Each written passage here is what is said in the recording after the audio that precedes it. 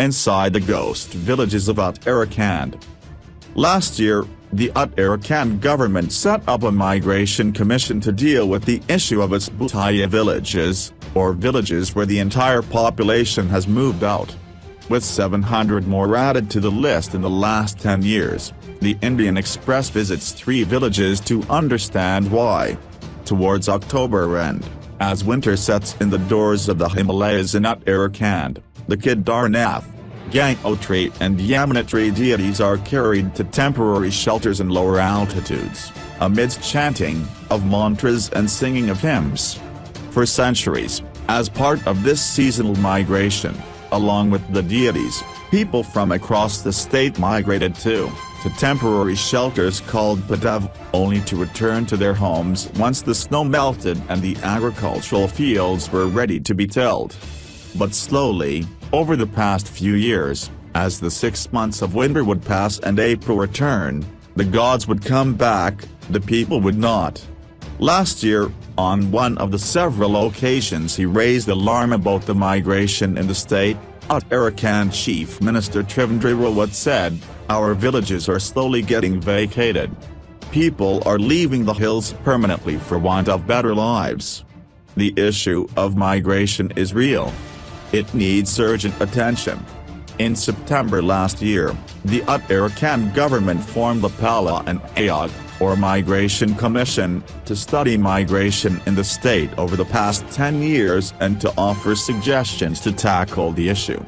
Sharing data from its report, released last month, the Commission's Vice Chairman, S.S. Negi, said that over 700 villages in Uttarakhand have been deserted and more than 1.19 lakh people have left their villages in the past decade, with over 50% of them leaving in search of livelihood, and the rest due to poor education and health facilities. 70% of those who left had moved from one part of the state to another, says the report. Negi says the most staggering information he noted was the increasing number of uninhabited villages, or as Uttarakhand terms them, bhootiya, ghost villages. Between the 2011 census and 2017, the Migration Commission found 734 villages were completely vacated by their inhabitants, while in another 565, the population fell by 50%. It is astounding that many people are completely vacating their villages due to lack of basic facilities. That many of these villages are near the international border is all the more worrisome, Negi says.